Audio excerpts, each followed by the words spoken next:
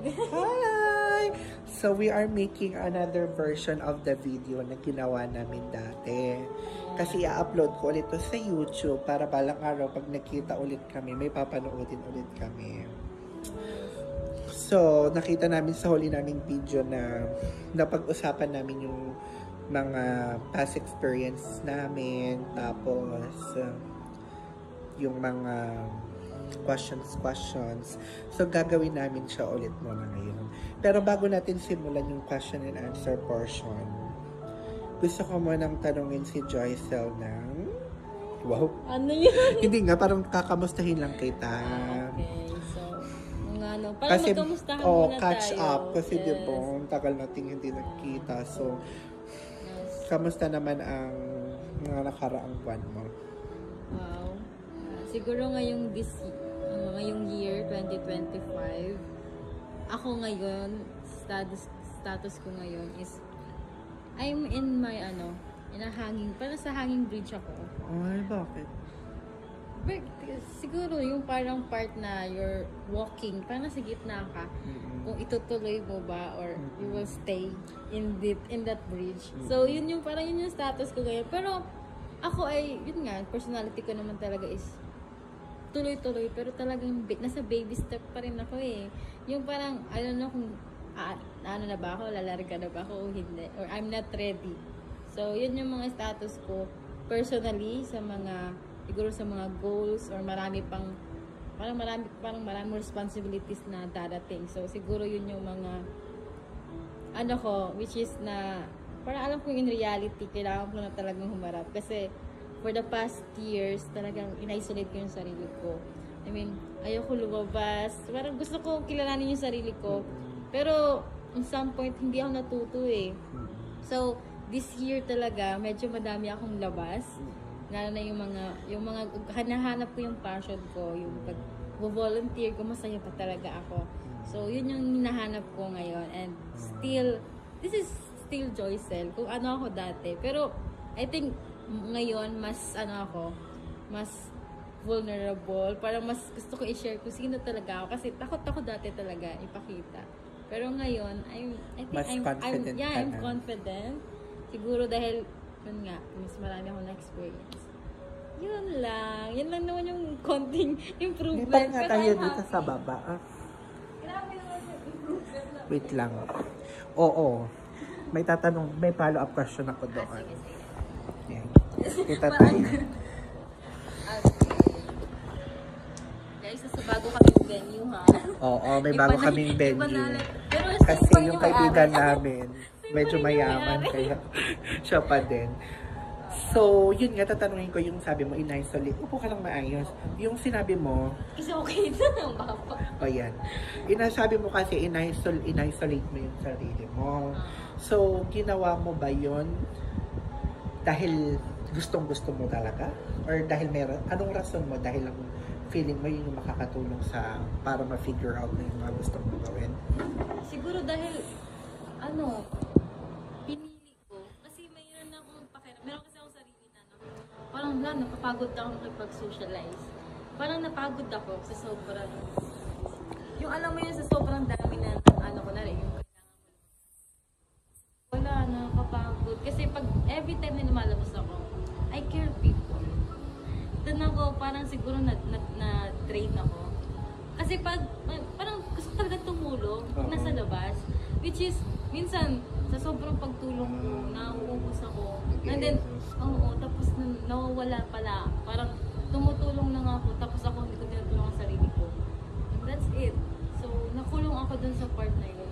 Tapos minsan parang na-realize mo, parang alam mo yung self-pity?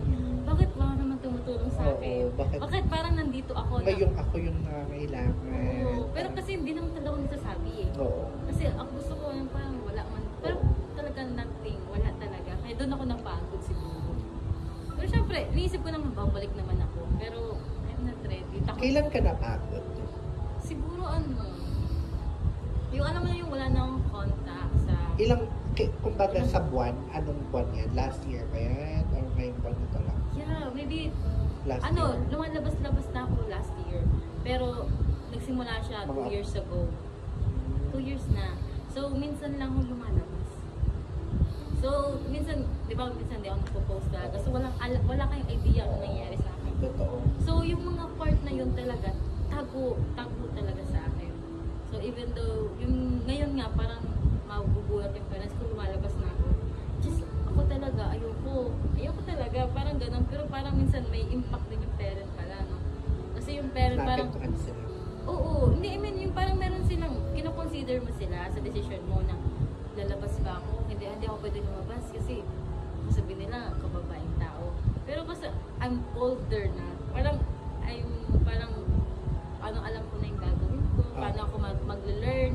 So siguro kinoconsider ko sila, pero ngayon parang no, siguro sa sarili ko naman, paano ako mag-grow. Alam ko naman yung tama at mali. So I think yun na yung pinaka-peace naman na kaya kong ibigay sa kanila. Yes. So yun, yung parang ang daming nangyari talaga 2 years ago. Sobrang kinulong ko yung sarili ko. Pero ino-open ko pa rin. Kasi di naman ako nawawala. Pero may mga realizations ka naman kasi nung mga oras na yun. Oo, So yun meron yung pa mahalaga. Totoo. Pero at least hindi ko naman iniwan yung sarili ko na ito lang ako. So meron pa rin natili sa akin na hindi, kailangan mo lumabas. So at least yun ang nagbibigay sa akin talaga. May reason pa rin akong pinangahawakan. Kasi kung wala dahil hindi. Siguro sabihin niyo, wala kang kaibigan. Yung parang yung inisip mo, parang wala naman akong kaibigan. Wala naman taong nagkikare kasi ako lang nagkikare. So yung part na yun, pwede na nga ako umalis eh. Gusto ko na maglaho. Oo. Yung ganong moment. Yung nakakakilala na lang sa'yo. Oo, kahit nga, syempre sa family mo, kailangan ka nila. Oo. Pero parang pagod ka na. Oo. Ako lahat yung parang nagsisolve sa bahay. Tapos, pag problema ko, wala silang idea. Kasi wala na silang, hindi na nila kayo matulungan. Kasi nga, may problema pa nga sa ibang bagay. So, hindi nila pagod na talaga ako. So, wala akong ma-sharean, sarili ko lang. Nakakapagod pa rin. Oo. Siguro yung time na yon. Pero, grabe talaga si Lord. Kasi hindi niya ako iniiwan. Kaya yung lagi ko sinasabi, sino yung best friend mo? Wala si Jesus talaga. Kasi siya yung nakausap ko that time. Siya yung mga nandiyan ng Oo. oras na. Kaya sabi ko, pero wala akong judgment sa sinong friends ha. Sino yung friends mo? Kasi may mga pinagdadaanan tayo eh. And I think it's it. Paras tayo nahihirapan. Kaya nung ngayon, kaya ko nang tumulong. Ba? Gulo? Kaya mo muna siya Sige lang, mag-power sige. nap. Power nap muna. Kailangan niya ng power nap. Kaya ngayon, parang kung willing akong tumulong, I am willing. Hindi ko lahat ng kaibigan ko kasi baka ganun din naranasan nila sa akin. So lately, nag-visit ako ng mga friends. Isa na yun si Jolina, Scout, si mga friends ko rin dati na nakikita. So ngayon talaga, ngayong year lang to ako lumalabas. Ganyan ka din sa kanila? Yes. Ganito. Hindi nagbabago yung treatment. Medyo, Pare-pareho na. Oo, yung parang yung care talaga. Yung sabi ko, ayaw ko kasi kayo maramdaman yung naramdaman ko. Sa ibang tao. Pero hindi, sabi nila, napapagod ako, pero hindi ko pa naman mapigilan eh. Kasi ganito ako eh. Yung parang na lang, pwede naman ako hindi lumabas ng isang buwan, tapos palabas ulit. Pareho tayo ng kasi, di ba kanina sa coaching yung sinasabi mo, nakapagod? Yun nga yung, Kaya, exactly, oo, di ba? medyo- It's exhausting, di ba? Na lagi kang, parang nagiging yes person ka sa kanila. Hindi ka makatanggi minsan kasi nga gusto mo silang pagbigyan. Kasi nga you care, di ba? Pero yun nga, at some point, you'll find it exhausting. siguro siguro lately lang yung nakaka-pressure din. Pero kasi yung tinatanong nila na, graduate ka na ba? Sige. Yung gumraduate ka na ba, kailan ka na-graduate? Sa akin, syempre, di ba nagpatuloy ako mag-aral? Syempre, yung parang, matagal na, medyo natagalan tayo, di ba? Parang ako. Tapos sabi ko talaga, hindi na ako na-excite sa graduation. Yeah, I don't know. Siguro, yung tinatanong nyo na kailan mag-graduate, sabi ko, hindi, ayoko. Parang ayaw ko na lang na, pero alam kong gagraduate ako, pero parang hindi ko siya celebrate ng tulad ng iba. Like it's a delay. No, yes, of course, it's a delay. Pero parang sa yung 2 years na yun, parang motivated pa ako nun eh. Pero parang ngayon, sige na lang, graduate na lang ako. Yan na lang yung ano ko. Kaya parang feeling ko, hindi ko lang alam, parang empty pa rin. Yung after ng years ng graduation. Pero siguro mas, ang parents ko, yan na. Ang parents ko masaya. Siyempre. Kasi finally ka-graduate oo, ka. ako yung hinihintay nila. Tapos wala pang asawa. Kaya ako, isa din sa pinupoint ko yung pagpo-boyfriend, di ba? Kasi siyempre, iisipin mo yung pagkakaroon ng family. Ngayon, wala pa ako natutulong sa family ko daw. Job. So, sa burden for me talaga. So, nasa akin talaga yung... Masama pakiramdam mo na hindi ka nakatulong sa kanila? Hindi. Parang ako nga, nandito pa rin ako eh. Carry lang yan? Ano lang yan? Documentation. Documentation ng pag-uusap namin. Hindi ako masama kasi ako nga eh, parang gusto ko nga sa bahay lang, ayoko lumabas talaga. Diba? Pero meron akong syempre meron ng issue. Hindi pala ako nakikita ko. So parang, hindi pa siguro talaga ako ready, kaya nalilate ako sa ganito. Yun. Kaya sabi ko nung ngayon, nasa hangin pa rin talaga ako. Literally, ngayong months na to. Bago after ng July, di ko na alam ang nangyayari. Pero diba, sa ating lahat ikaw yung pinaka-religious. At for sure, alam mo yung salitang Yes. in God's perfect time. Oo. Hindi? Baka ano yan? Baka yun nga, di ba, naniniwala ka in God's perfect timing. Tapos sinasabi mo pa rin yan, delay? Hindi kasi, totoo may delay. Oo, totoong may delay. Pero, sa akin yun, Yung sa pagka-graduate niya daw, yung parang feeling niya, parang hindi na daw siya na-excite. Wala nang excitement.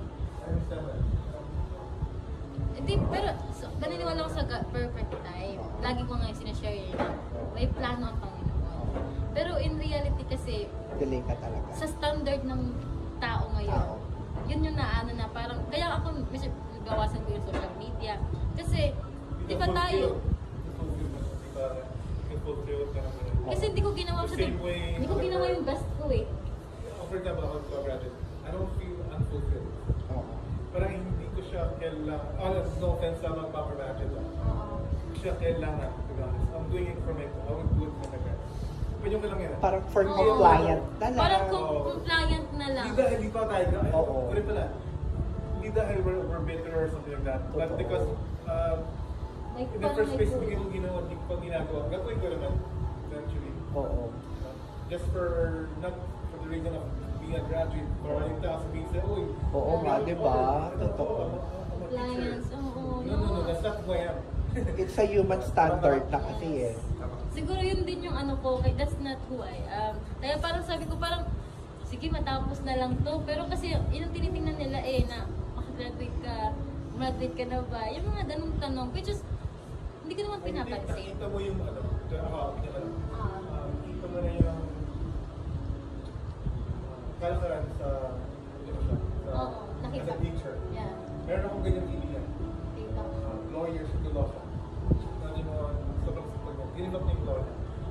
Na siya, mag-graduate na siya. Pero nag-back out siya. Nag-OJT na siya kay Jesus Escudero, yung mga attorneys. Nakita niya yung baho ng system. Yung paano, totoo. And you know what? He's also an INJ. Nalaman ko lang siya 2 years ago na INJ siya. So, pero nag-back talaga siya. Ngayon, he's happy with his family, the people, doing work ko. Pero, sa confines ng bahay niya with his family, sobrang happy to.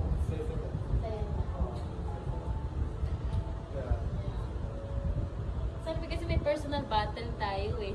Minsan kasi may lumalaban, meron din namang opinion na ino-open mo. Alam niya kaya gawin. Kundi ako kaya ko ba?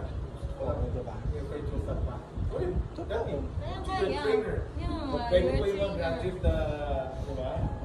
Diba? Yes. Pero para sa amin, Iba yung... Go for it. Yes. Yun naman yung ano ko. You're a month, ano na lang, di ba? Yun na nga. 1 month away na lang, di ba? Yun na nga, go for it. Kaya sabi ko, pero... Mamaya na pili ko kailangan. Pag ikaw, parang may bagay ka. May documentation ako.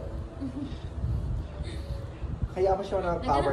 Feeling ko naman nagka-catch up kami. Oo. Okay, nila. Para mamaya, iisingin ko talaga yun. Bala kayo, nakita ako. Sige. Sige. O, diba naka-input pa siya bago siya umakyat? Sabi ko naka-input ka pa. Siyempre, pag nakaka-team. Oo, documented to. Pero para sa akin talaga, ganun yung nararamdaman ko. Medyo naniniwala ako na God has a perfect time. And alam ko, piniprepare niya ako ngayon. And that's the reason why, dami ko pang Dami pang delays. Yeah. Para sa akin, oo, yung mga questions. Pero alam ko, naniniwala ako na mayroong perfect time. So yun yung sinasabi ko sa'yo. Siguro may mga, di ba, sa story, may mga nagreklamo talaga and hindi tayo doon exempted sa mga napapagod. Hindi tayo exempted doon even though you're a Christian, you're a believer. Sabi na ay, sipa naman. Pero continue lang talaga. Ang pinaka tuloy lang. Kaya ako, lumalaban pa rin ako. Diba? Hindi ko inisip na, ayoko na. Yung pwede naman ako magtago na lang or mawala. Tama na, diba? Oo. That's the easiest thing to do, pero you chose na. Pero may ganung thinking, pero hindi ko ginawa kasi I still have hope. Faith.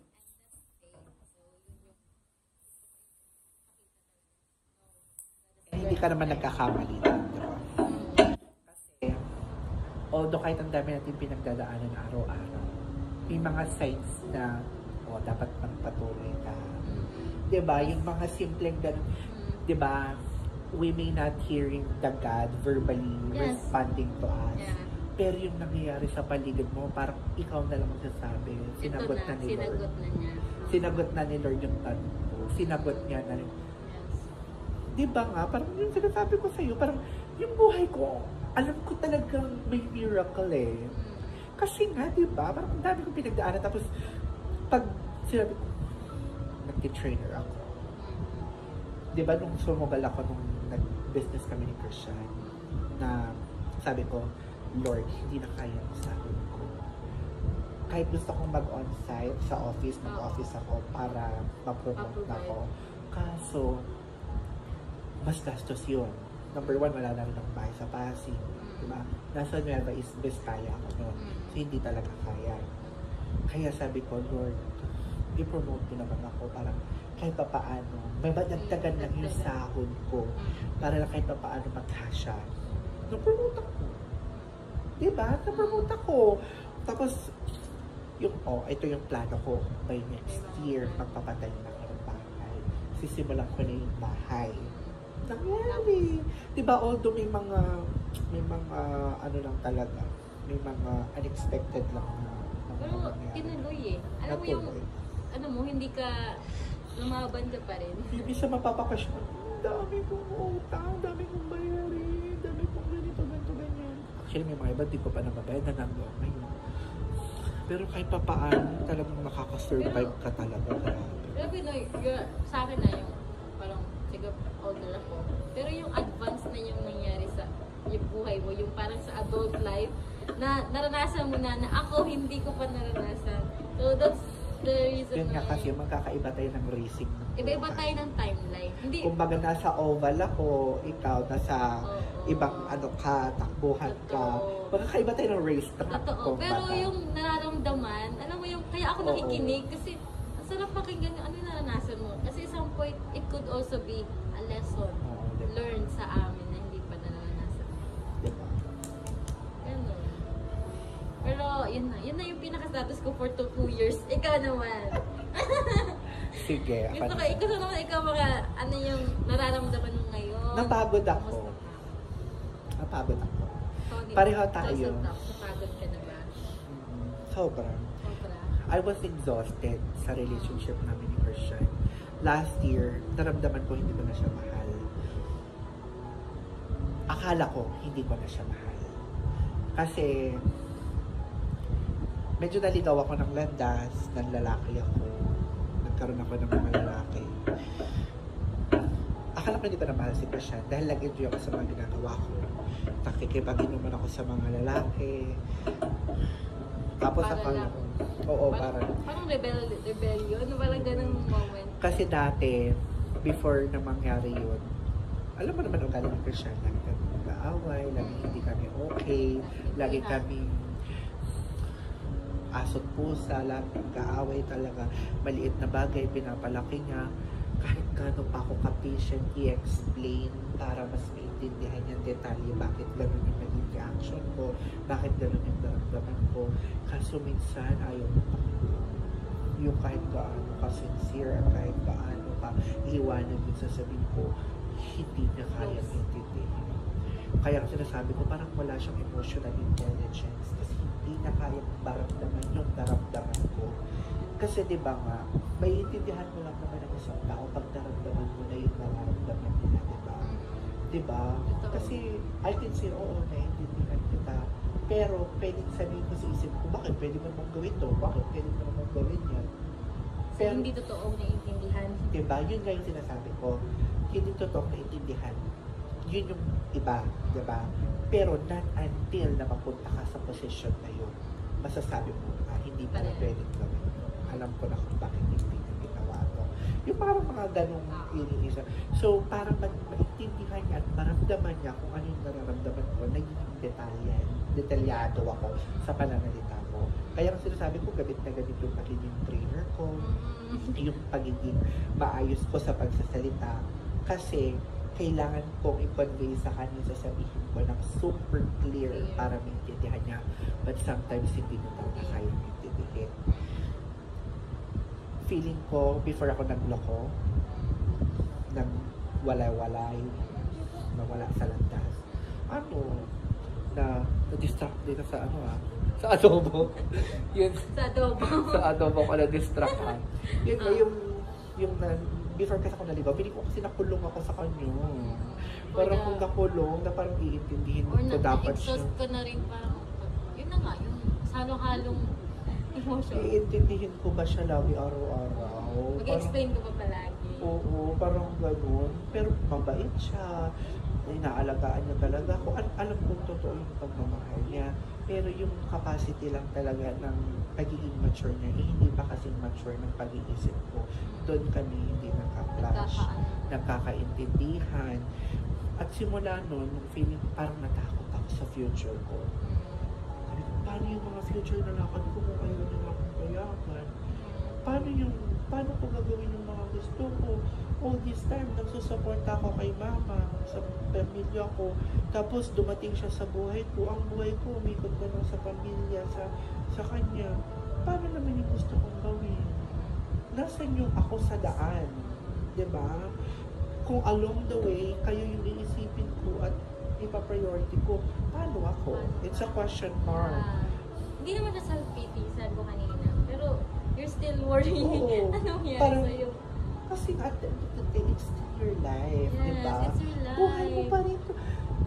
And then, kahit gusto natin maging perfect para sa expectations ng mga tao, para sa din, I'm so sorry, pero may buhay na kami. At alam na namin yung gusto namin gawin. Minsan nga dahil sa mga problema at mga pinagdadaanan natin sa mga priority natin, hindi na natin alam kung anong totoong gusto natin. Hirap po identify. Hindi na natin alam kung saan pa bang tayo pupunta. Ano na bang gusto ko talagang gawin? Gusto din ko ba gusto ko? Minsan ngayon hindi ko na alam kung gusto ko gawin. Magiging selfish ba ako? Bakit kaya naisip natin yan? Magiging selfish ba ako? Iisipin ko yung sarili. Diba parang, takbo na lang tayo. Ayoko na. Diba parang, iyak tayo kasi. Ayoko na, mababot na rin ako. Diba parang, oo, mahal mo kayo. Oo, inaalagaan ko kayo, pero, diba, parang, tapos, sa pagod mo, alam mo, walang kaano kaya kumintindi sa'yo. Hirap. Diba?